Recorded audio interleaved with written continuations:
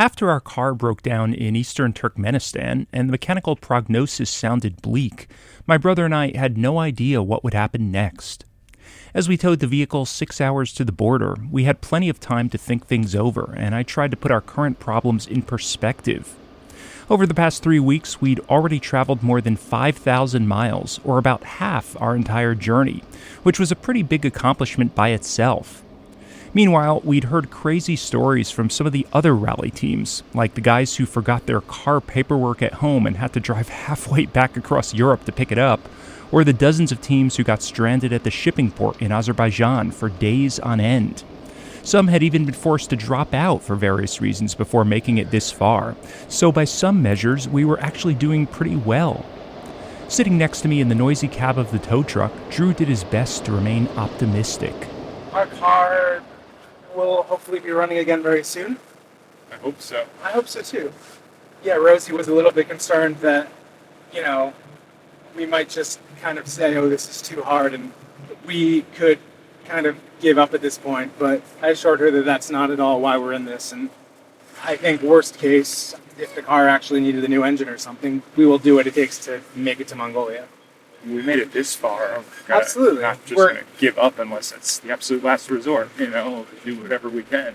As long as the car is salvageable and it can make it to Mongolia, we absolutely will.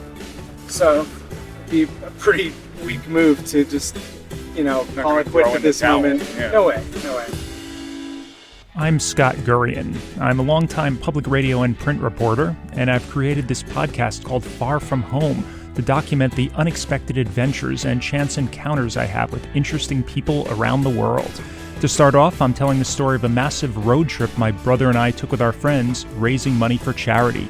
We drove nearly 11,000 miles. 11,000? That's right, a quarter of the way around the Earth, from London to Mongolia, through 18 countries, 8 time zones, 5 mountain ranges, and a few deserts, in a ridiculously tiny car. It's like the Beverly Hillbillies. It's not for the faint of heart. It's the adventure, isn't it? It's just the thing of pushing yourself to the absolute limit, because I think it's going to take us out of our comfort zone, but in a really good way. If you're just joining me, I suggest you first go back and listen to all the previous episodes in order to get up to speed and for all of this to make a bit more sense. From language barriers to car trouble, getting horribly lost to paying bribes to shady traffic cops, it's been quite an amazing experience, and over the coming episodes, I'll be bringing all of you along with me for the ride. To start off this episode, I'm just going to pick up where I left off last time, after we finally managed to convince the soldiers to open the gate to let us leave Turkmenistan. Get out of our country with your broken car. We got exit stamps on our passports, and then our friends Rosie and Jane towed us into what appeared to be no man's land, a long, lonely stretch of gravel road flanked by a high fence of coiled barbed wire on either side. I'd imagine there'd be like wild packs of dogs running around in no man's land. There might be. It was pitch black. Up ahead, our lights shone on a guard tower and another soldier with an assault rifle. Hello. How are you? Good. What does he need, the Uzbek visa? There it is. We handed him our passports. He spent a few minutes looking at them and then handed them back. All good? Wait, their patches said Turkmenistan, didn't they? Goodbye. Okay, goodbye. Thank you. This is still Turkmenistan. Uzbekistan. He pointed ahead of us. Oh. Okay. Oh my gosh. Okay. So now We're never gonna get out of this damn I think country. we're out of Turkmenistan. Oh my gosh. After several more hours of stopping at checkpoints, answering questions, and filling out forms, we did eventually make it officially into Uzbekistan, and looking back now, it's kind of a blur, but here are some highlights. Our first stop at the border was some sort of medical building, where a doctor in a lab coat asked if any of us had Ebola, but he didn't actually take our temperature or anything. He just shook our hands excitedly when my brother and I told him we were Americans, and he handed us a copy of the receipt from his entry in the U.S. visa lottery.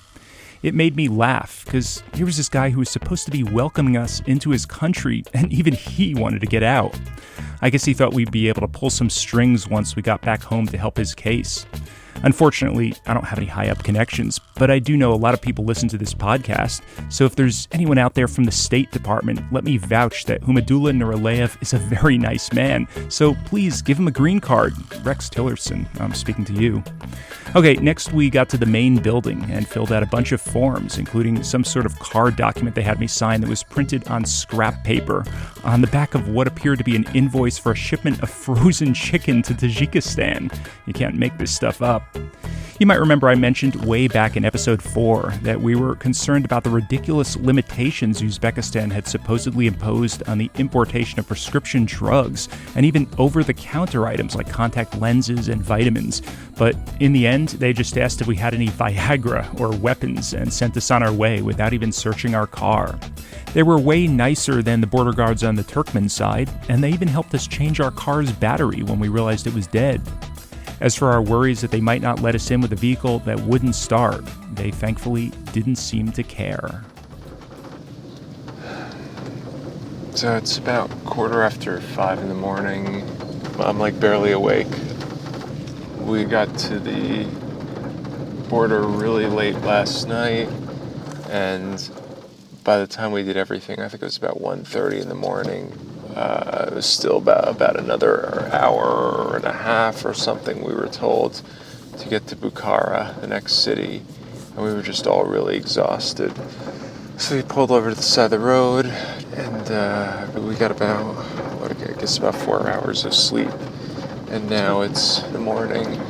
There's a glow of the sun on the horizon, and we're starting to get going again towards Bukhara to find somewhere to crash, to get a little bit more rest, and take our car to get repaired, hopefully. So we'll see.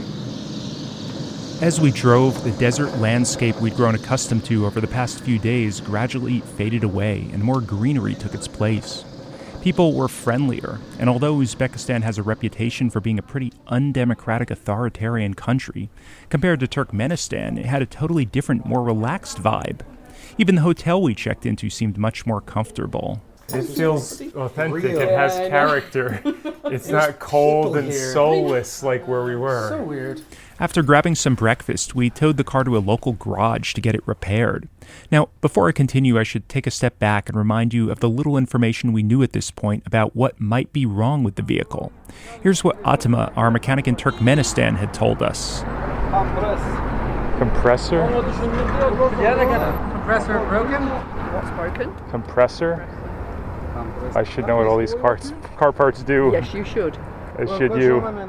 Now that I know a slight bit more about cars, I realize that this made absolutely no sense, because if someone's talking about a compressor, it usually has something to do with the air conditioner. But remember, our little Nissan Micra didn't have an air conditioner, so this was apparently a mistranslation. Here's the other thing we heard when Atema's assistant Nuri got his brother on the phone to help translate what was going on.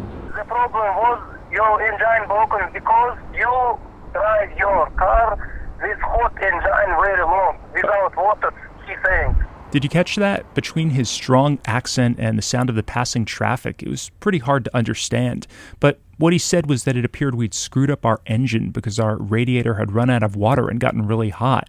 Now, that didn't seem to make much sense to us at the time either, because we'd been extra careful to make sure our radiator overflow tank was always full.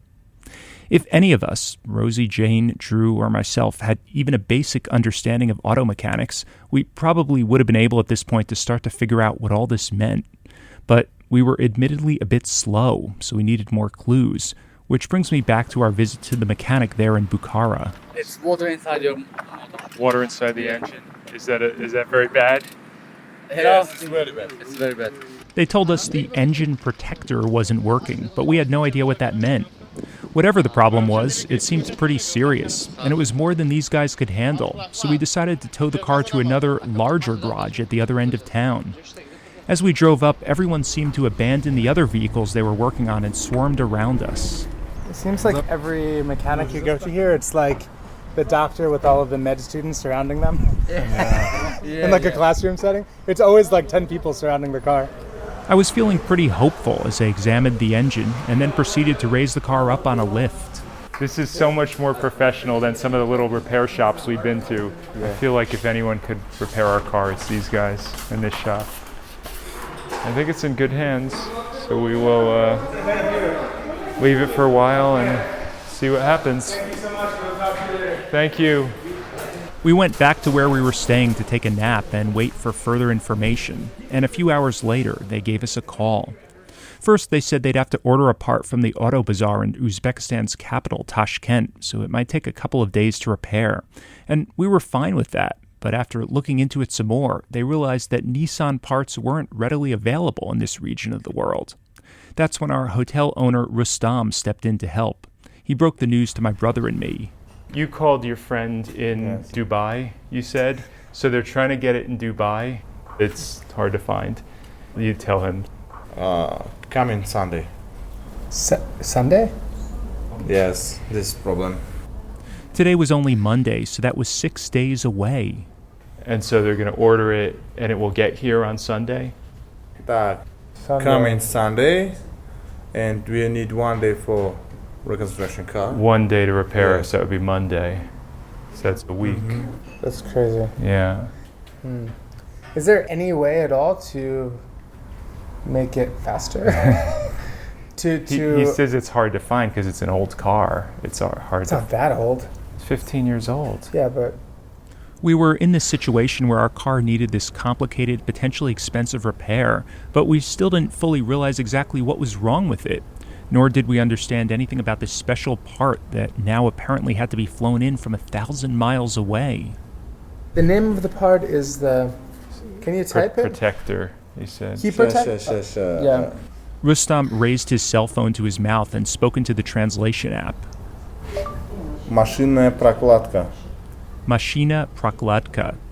We understood the first part of that mashina, which is the Russian word for car, but prokladka was a mystery to us, even though it's a word we had heard several mechanics use over the past few days. Прокладка, някъндър.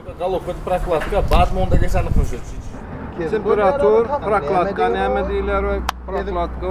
So what did it mean? In the 3 weeks since we started our journey, we'd broken down about 4 times, been to half a dozen different mechanics, and tried all sorts of stopgap measures to solve our car issues. But there was still some sort of big underlying problem whose name we didn't yet know. Now we were about to find out. It was all leading to this. Машинная прокладка на английском. My brother read the translation that popped up. Gasket. Oh, head gasket? It's a head gasket. No, машинная, gasket. I have picture. He showed us on his phone. Well, we wouldn't know from the picture. I turned to Drew. Look up head gasket in your phone and see like a picture of that, see if it matches. He did a Google image search. Is that the same? Yes. Head gasket. So we blew the head gasket. That's what we did. That's what it sounds like. You could hear our silence as a realization suddenly hit us. We still didn't know much about cars, but the one thing we did know is that this was a major setback, probably one of the worst things that could possibly go wrong. Did they give any idea of what it would cost to replace that? Do they have any idea? They don't know yet. Now, to be clear, this wasn't a total surprise. From early on in our trip, we'd suspected in the back of our minds that a faulty head gasket might be the culprit behind most of our problems, but the mechanics we saw kept assuring us that it wasn't. Like that guy in Turkey who basically said we were dumb for even asking. They also think that the problem is with the tank. He says it's only about the tank. So you don't think nothing bad like head gasket, right? He's understand. He's his professional. Not your job, not his job. Of course, of course. You know, he's saying it's not mechanic. It's Not a mechanical issue, just with the tank. That's good. it's good news. But to give credit where credit's due, there was one person who called it correctly from the start. I was diagnosing that head gasket right from the beginning, but you guys ran with the bad head gasket till Turkmenistan. That's my friend Rob. You might remember I interviewed him way back in episode 2 when my brother and I were deciding what kind of car to buy. Rob knows a lot about cars, and what's more, he's a self-proclaimed radiatorologist who used to run a truck radiator repair business, so he was uniquely qualified to help us troubleshoot the issues we were having. I met up with him recently and asked him to help me figure out exactly what went wrong. But before I get into that, I should probably explain what a head gasket is for those of you without any mechanical expertise. Now, I'm hardly an expert, but from what I understand, you could picture your car's engine with its pistons moving up and down inside their cylinders. As the car runs, coolant comes from the radiator and circulates around the engine to keep it from overheating, and along the way it passes by the tops of the cylinders. That's where you'll find the head gasket, which is a thin, rectangular cutout of steel that fits around each of the cylinder rims. Here's Rob again. If the head gasket is not sealing properly, it allows coolant to enter into the combustion chamber, which is where the piston goes up and down. So if you're allowing coolant to go in there, it is being burned in the combustion process. And then as it's being burned, it's being used up. Which means the engine no longer has a way to stay cool, hence our constant problems with overheating. Now, to be clear, we were actually using water in our radiator instead of coolant, but it serves the same purpose. I remember you were texting me and I was out fishing, and I would be stopping what I was doing to make sure I texted you back because I figured it was important if you were texting me about the car. And you kept asking me, well, we're losing water. And I said, do you see any evidence of water under the vehicle at any point in time, whether it be overnight or when you're overheating and there's water dropping? So if there's no evidence of there being a puddle underneath, the water has to go somewhere. Right, it's not a leak. We kept looking for a leak, exactly, but we didn't see evidence of a leak. Which is why I was texting you, is there any white smoke coming out of the tailpipe? But you guys said no. We never saw any white smoke. Exactly. So what would the white smoke be? Well, if it's a really bad head gasket leak, using up that much water, as the water goes into the piston, it heats up, it becomes steam, and that's what your white smoke you're seeing. Every time we texted Rob for advice, he kept telling us to look for white smoke, which he said was the telltale sign of head gasket failure. We asked Rosie and Jane to keep a close watch on our tailpipe as they drove behind us, but they never saw anything suspicious. So I figured, okay, I guess it's not the head gasket then. Well, it turns out that you could apparently blow a head gasket even without seeing any smoke. What would cause a head gasket to fail? I mean, it's typically mileage or an overheat. A bad overheat could warp things and make things not right. I mean, a car gets to a certain age and it does it. But with 60,000 miles, you shouldn't have had a head gasket failure, especially in a Nissan Micra.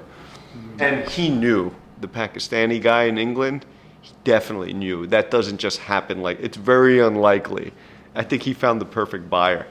May well have, yeah. Rob's, of course, talking about Ali, the guy who sold us the car in the first place. You remember him. It's a beautiful, lovely car. The only problem I'm selling it, I've lost my job. So I can't afford to bloody pay the insurance. But there is nothing wrong with the car. It's got a new battery in it. So you've got no problems with that. It's got 4 brilliant tires. Engine is fine because it's only done 60,000 miles. I was skeptical from the beginning. That's the Jersey in me. I'm always thinking someone's trying to take advantage of you. In that case, I was right. He wasn't selling it because he lost his job. He was selling it because he lost his desire to fix a head gasket. In retrospect, it does seem pretty likely that our head gasket problems came with the car, since we first noticed we were losing water almost from the very start of our journey. But to be fair, I can't prove that Ali knew about this, and I've long since lost his contact info, so I can't call him back to ask. And while we did have a mechanic inspect our car before we left on our trip, he somehow never noticed that there was any cause for concern. Whatever the situation, I've been playing back the chain of events in my mind, and I think I've finally figured out the combination of factors that caused our already bad car problems to suddenly get much worse. You see, under normal circumstances, our overflow tank was supposed to feed water through the radiator to keep the engine cool, but this last time we overheated really badly in Turkmenistan, that didn't appear to be happening for 2 reasons. First, there was that hole we got in our radiator, which was totally unavoidable and just plain bad luck. But the second reason I feel really bad about because it was self-inflicted. Maybe the egg blocked. Maybe the egg blocked it. Who knows? Oh. Jesus. That's right, the egg. Was it possible that home remedy we'd tried a few days earlier, adding an egg to the radiator as a last-ditch effort to stop what we thought was a leak, could have inadvertently backed things up so much that it was the nail in the coffin that caused our car's engine to finally go kaput?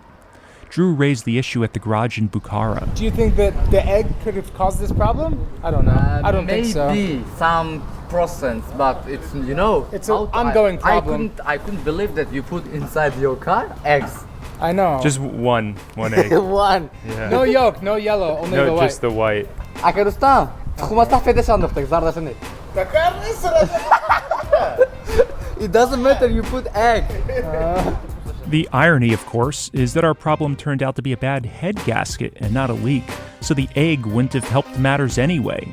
I asked Rob what he thought. Yeah, your egg probably clogged that up. So the clog. Well, then the other thing we also. For the egg, was that Drew? Drew pushed for the egg, right? Yeah. I could tell. Yeah. Well, we had. I mean, at this point, we also had the hole in the radiator. I've been in this business 20 years. I could spot a guy that'll use an egg to fix a radiator from a mile away.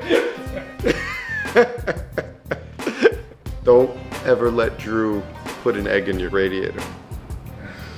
We frown upon that in the industry.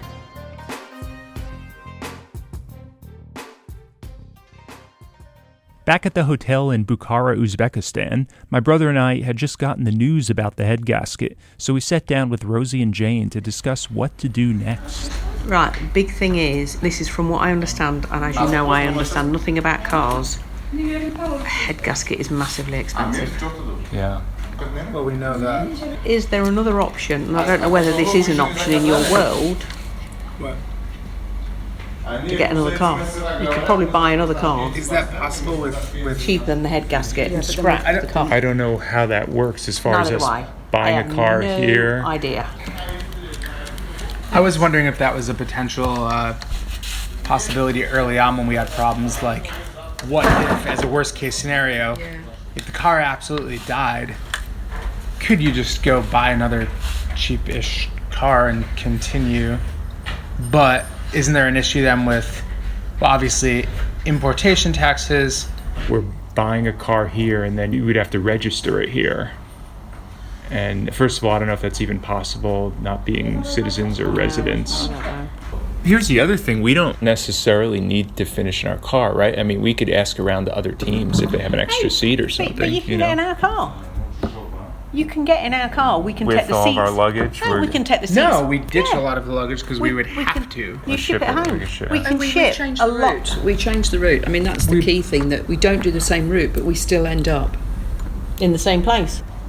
The reality is we have got room in our car, we have got room on the roof rack, and we pare down to essentials. I mean, I imagine most people, if their car completely shits out, they just quit the Mongol Rally, right? Totally. But we're not going to do that. No, absolutely not. No, we are going to do this. If there is any way flipping possible of us all getting to Mongolia, we will get to Mongolia. We want and if to. I We're thought so we could- determined. If I thought we could tow you all the way, we will. We are doing this, whether your car makes it or not. I'm going to be gutted if your car doesn't, because I love your car. It will be sacrilege. It really would if we can't make it. But do you know what? At the end of the day, if that's what we have to do, that's what we have to do.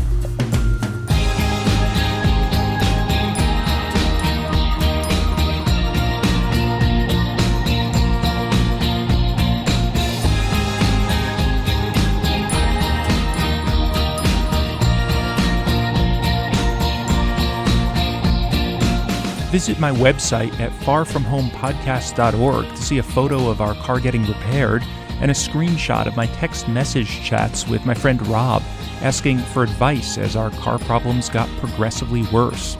And props to him again for correctly diagnosing the head gasket issue from the beginning. I wish we had listened to him earlier. I've also linked to a great article Condé Nast Traveler wrote recently, where they interviewed Drew and Rosie about our trip and also discussed our adventures on their Travelogue podcast.